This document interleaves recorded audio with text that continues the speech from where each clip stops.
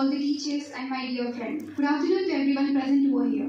This is Aarti Bish, and today on the special occasion of International Women's Day, I am going to deliver a speech in front of you.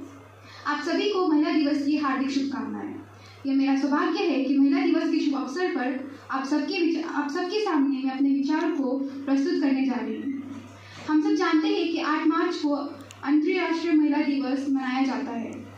भारतीय संस्कृति में महिलाओं की बहुत respect की जाती है। यह भी कहा जाता है कि यस्य पूजन्ते नारीस्त तत्र रमन्ते देवता, मतलब जहाँ देवी की पूजा की जाती है वहाँ देवता का निवास होता है।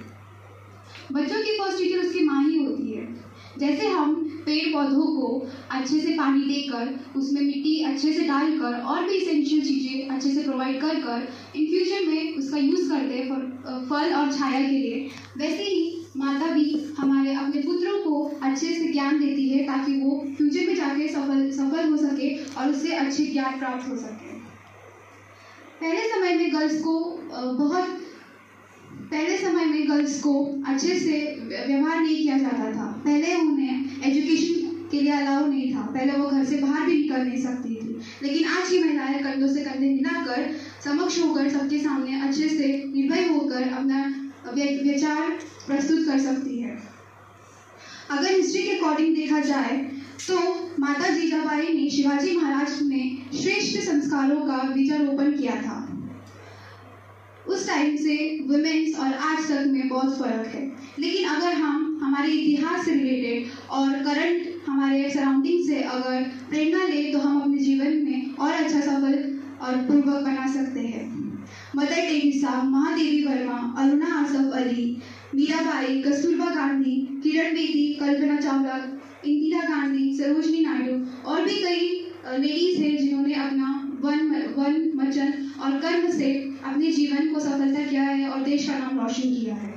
इंदिरा गांधी जी ने अपने आप पर बिलीव रखा, उन्होंने हार्डवर्क किया और आज जाके विश्व की राजनीति में अपने छाप छोड़ी है। माना जाता है कि सावित्री ने यम से भी अपने पति को बचा लिया था। तो अगर ऐसे ही है तो करंट सिचुएशन, तब तो फिर भी पुराने जमाने के लोग थे। अगर ऐसे जब उन्होंने अपनी तब तो उतने एजुकेशन में उनको अलाउ नहीं था। लेकिन आज हर एक औरत, हर एक बच्ची हर एक क्लास में जाके सेम बॉयज के साथ, सेम टीचर्स के सामने एजुकेट होती है। तो हमें तो अपने आप पे और सेल्फ बिलीव होना चाहिए। हमें तो अपने आप को और ज़्यादा लोगों से कन्फ्रंट करना चाहिए सो दैट हम आगे जाके फ्यूचर में और अच्छे से और ज़्यादा तरीके से अपने आप को इन्हांस कर सकें। किसी ने क्या खूब कहा है, नारी तू नारायणी सब तुझसे ही उत्पन्न है। नारी तू नारायणी सब तुझसे ही उत्पन्न है। नर तो केवल एक नाम है, उसका तन मन बनाने वाली भी तू ही है। महान विद्वान स्वामी विवेकानंद जी ने कहा है कि दुनिया के कल्याण के लिए कोई अवसर नहीं है यदि महिलाओं के लिए आप लोगों के मन में रिस्पेक्ट ना जगा पाए, क्योंकि पक्षी को उड़ने के लिए भी दोनों पंख की आवश्यकता होती है। वो केवल एक पंख से उड़ नहीं सकता। आज देश की महिलाएं जागरूक हो चुकी है। उन्हें अपनी सोच पर गर्व है और उन्होंने अपनी सोच को और एडवांस लेवल पे लेके गए, भले वो मजदूरी से हो या फिर आज तक की यूनिवर्स की यात्रा जैसे कल्पना चावला जी ने। कोरोना जैसे पैंडेमिक सिचुएशन में भी महिलाओं ने एक प्रॉपर योगदान दिया है एज कम्पेयर टू मैन। भले वो सोशल सर्विसिंग हो या फिर कोई हेल्थ रिलेटेड इशू हो या कोई भी चीज़ हो, उन्होंने अपने आप को कभी पीछे नहीं समझा। किसी ने कहा है कि कोमल है कमजोर नहीं, कोमल है कमजोर नहीं, शक्ति का नाम ही नारी है। जब को जीवन देने वाली मौत भी तुझसे हारी है। यह हमारी रिस्पॉन्सिबिलिटीज है कि हम जितनी भी हमारे अराउंडिंग, हमारे फैमिली में जितनी भी लेडीज है, महिलाएं, भले वो हमारी सिस्टर हो, हमारे फ्रेंड हो, हमारी मॉम हो, हमें उन्हें हमेशा बढ़ावा देना चाहिए, उनकी हेल्प करनी चाहिए सो दैट वो अपने अंदर की स्किल्स और जो नॉलेज है उसको और इन्हांस कर सके और डेवलप कर सके। क्योंकि हर दिन महिला का दिन है, हर दिन महिला का दिन है, हर दिन शक्ति का दिन है, हर दिन उत्सव है इतिहास का जिसका केंद्र बिंदु ही नारी है। आज का अगर देखा जाए तो वुमेन्स के बारे में अगर बातें की भी जाती है तो सिर्फ उनके रिलेटेड की जाती है जो एजुकेटेड है। लोग कहते हैं कि the empowered women is who is blessed with education, then what about those who are illiterate. जो पढ़े लिखे नहीं, क्या उनको उनकी सेल्फ रिस्पेक्ट नहीं है? जो पढ़े लिखे नहीं है, क्या उनकी कोई वैल्यू नहीं है? यही सब बातों को ट्रस्ट करने के लिए जो हमारी रिस्पेक्टेड स्मृति ईरानी जी है, उन्होंने अपने स्पीच में एक महिला का एग्जाम्पल दिया था। उन्होंने कहा था कि जब वो एक शो पे जा रही थी, उन्होंने एक महिला से पूछा कि आपका इंट्रोडक्शन देने के लिए मैं क्या बोलूं? तो उस महिला ने स्मृति ईरानी जी से कहा कि आप ये जरूर कहना कि मैं वो महिला हूँ जिसने अपनी ही बच्ची को 3 दिन की बच्ची को मारने की कोशिश की लेकिन असफल रही। स्मृति ईरानी जी ने कहा कि इतना क्रूअल इंट्रोडक्शन कोई फर्स्ट टाइम मीट में कैसे दे सकता है? तो वो महिला ने कहा लेकिन ये बात आप जरूर बोलिएगा। स्मृति ईरानी जी ने उनसे पूछा कि ये सब करने के पीछे का रीजन क्या है? आप अपनी ही बेटी को मारने की कोशिश क्यों कर रही थी? जब वो महिला ने स्मृति ईरानी जी को पूरी बात बताई, तब स्मृति ईरानी जी भी आश्चर्यजनक हो गई थी। उन्हें भी शौक लगा था और बाद में उन पर प्राउड भी फील हुआ। तो कहानी कुछ इस तरह से थी कि वो जो ग्रामीण महिला थी वो पंजाब से बिलोंग करती थी। नवंबर दिसंबर की सर्दी का टाइम था। उसने अपनी 3rd बच्ची को जन्म दिया। 3 दिन के बाद जब हॉस्पिटल में उसे कोई मिल नहीं आया, एक दिन उसका भाई आया और बोलता है कि मैंने जीजाजी से बात कर ली है, अगर आप आपकी तीसरी बेटी को मार देते हो तो वो आपको आपकी 2 बेटियों के साथ आने के लिए अलाउ कर देते हैं। तो बेचारी ग्रामीण महिला परेशान हो गई। उसके पास कोई और विकल्प था नहीं। वो चली गई क्योंकि उसके पति ने उसे कहा था कि तुझे अपनी तीसरी बेटी को कुछ इस प्रकार से मारना है कि पुलिस कंप्लेंट भी ना हो और लोगों को शक भी ना हो। तो उसने ठंडी के सीजन में वो छोटी सी बच्ची के कपड़े निकाल के उसको खाट पे रख दिया और वहां पे वेट करने लगी ताकि वो सुबह होके सबको बता सके। वहां पे वेट करते करते वो सो गई। जब वो सुबह उठी, जब धीरे धीरे चलने लगी डर के कदम के साथ, तो उसने देखा उसकी बेटी का शरीर ऊपर से नीचे तक पूरा नीला पड़ चुका था, लेकिन उसकी सांसें अभी तक चल रही थी। ये देख के उसकी माँ शॉक हो गई और विचार करने लगी कि यदि मेरी छोटी सी बच्ची जो अभी सिर्फ 3 दिन की है, अगर वो अपने सर्वाइवल के लिए रात भर सर्वाइव के लिए अगर इतना लड़ सकती है, तो मैं उसके खातिर अपने पति से क्यों नहीं लड़ सकती? तो यही बात जो है स्मृति ईरानी जी लोगों तक पहुंचाना चाहती थी कि भले कोई औरत, भले कोई महिला एजुकेटेड हो या इलिटरेट हो, उससे कोई फर्क नहीं पड़ता, क्योंकि अगर उसने एक बार ठान लिया कि उसको जो करना वो करके रहेगी तो वो कर सकती है। भले उसके पास कोई एजुकेशन की डिग्री ना हो, लेकिन उसके पास खुद के थिंकिंग, खुद के थॉट्स के विकास की जो मान्यता रहती है वो है उसके पास। अगर एक बार ठान ले तो वो कुछ भी कर सकती है, कुछ भी असंभव नहीं है उसके लिए करने के लिए। कई बार लोग बोलते हैं कि कई लोगों को गलत फहमी होती है कि हमें जो महिलाएं हैं उनके लिए हमें उनके नॉलेज और उनके पावर को खुद हमें उनके पुरुषों की हेल्प के थ्रू हमें दर्शाना पड़ता है लोगों तक। उनको स्ट्रांग बनाने के लिए पुरुषों की हेल्प लगती है, ऐसा लोग बोलते हैं। लेकिन मैं आप लोगों से पूछती हूँ, ऐसा क्यों? हम खुद सेल्फ इंडिपेंडेंट क्यों नहीं हो सकते? अगर हमारे पास एजुकेशन है, हमारे पास सारी फैसिलिटीज प्रोवाइडेड है, तो हमें हर इस व्यक्ति के पीछे छुपने की क्या जरूरत है जिसके सामने हम खुद कन्फ्रंट हो सकते हैं।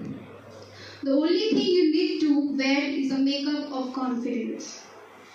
मैं आप सबके सामने एक कविता प्रस्तुत करने जा रही हूँ। मैं एक औरत हूँ इतिहास में जिसे 5 पतियों के समान सौंप गया था, जिसे कभी जुए में हारा गया था, कभी माँ, कभी बहन, कभी बेटी, कभी पत्नी।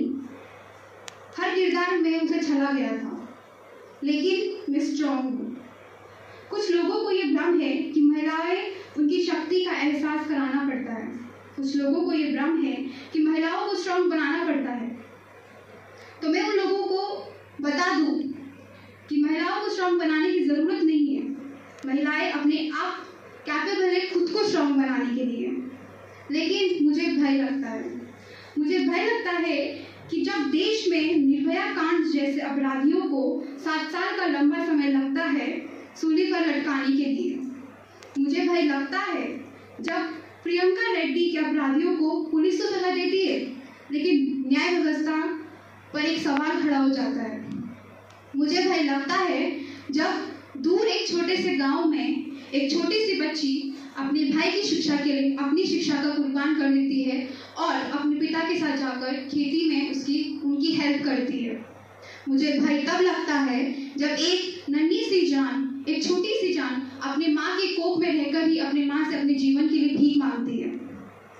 तो मुझे इस महिला सशक्तिकरण में अभियान में अंधकार नजर आता है, लेकिन मुझे इस अंधकार में आशा की किरण दिखाई देती है जब देश में हिमा दास गोल्ड मेडल लेके आती है। मुझे रोशनी तब दिखाई देती है जब इस देश में पीवी सिंधु वर्ल्ड चैंपियनशिप जीत कर आती है। मुझे इस देश में तब रोशनी दिखाई देती है जब वित्त मंत्री के प्रधान पद पर पहली बार कोई औरत विराजमान होती है। मुझे रोशनी तब दिखाई देती है जब भावना कांत पहली महिला फाइटर प्लेन उड़ाती है। मुझे रोशनी तब दिखाई देती है जब भावना कस्तूरी गणतंत्र दिवस के परेड में पहली बार लीड करती है। हाँ, मुझे एक महिला होने का गर्व है। I am proud of it. Lastly यही कहना चाहूंगी कि अगर आपके सराउंडिंग में, आपकी फैमिली में कोई लेडी है जिसे आपको लगता है कि आप अगर उसको सपोर्ट करोगे तो वो और आगे जा सकती है, so you should definitely do that. क्योंकि अगर आप इतना सा योगदान करोगे तो उनकी लाइफ आगे सफल जरूर होगी। हमें ये नहीं भूलना चाहिए कि जिस औरत की हम सेल्फ रिस्पेक्ट नहीं करते, जिसे हम उच्च मान नहीं देते, उसी के थ्रू ये लाइफ चलती है। उसी ने हमें जन्म दिया है, तभी हम आज यहाँ पे खड़े, यहाँ पे रह के स्पीक कर रहे हैं, यहीं पे रह के हम अपने जो थॉट्स है वो व्यक्त कर रहे हैं। So we all should respect womens. नहीं कि आज के दिन अक्सर देखा जाता है कि आज विमेन्स डे के दिन ही लोग ज़्यादा विमेन्स के बारे में बात करते हैं, उनकी रिस्पेक्ट करते हैं, सपोर्ट करते हैं। लेकिन मैं आपसे लोगों से पूछती हूँ कि हर दिन क्यों नहीं होता, सिर्फ स्पेशल डे पर ही क्यों?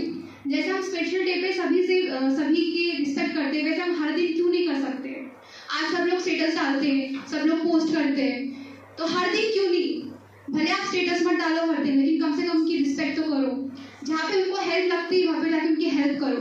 हमारे देश में जो विमेन्स और जो गर्ल्स के साथ जो रेप होते हैं, जो सेक्सुअल हैरेसमेंट होती है, अगर आपको कहीं दिखते हैं, आपकी नजरों के सामने अगर वो हो रहा है, तो आप उसे रोकने का प्रयास क्यों नहीं करते? अगर आप में हिम्मत नहीं है, अगर आप नहीं रो सकते, तो कम से कम दूसरे की हेल्प तो लीजिए। कम से कम उनको बोलिए तो सही कि जो पर्टिकुलर वुमेन है उनको क्या फेस करना पड़ रहा है। शुरुआत अगर आप आपसे ही करोगे तब जाके सब लोग उसमें इंक्लूड होंगे। अगर आप आपके साइड से ही यही उम्मीद करते रहोगे कि हम बैठे रहेंगे और दूसरे लोग करेंगे, तो बाकी लोग भी वही सोचते हैं कि हम बैठे रहते दूसरे लोग करते। इससे अच्छा शुरुआत आप अपनी से ही कीजिए, तब जाके दूसरों को ज्ञान मिलेगा। Thank you.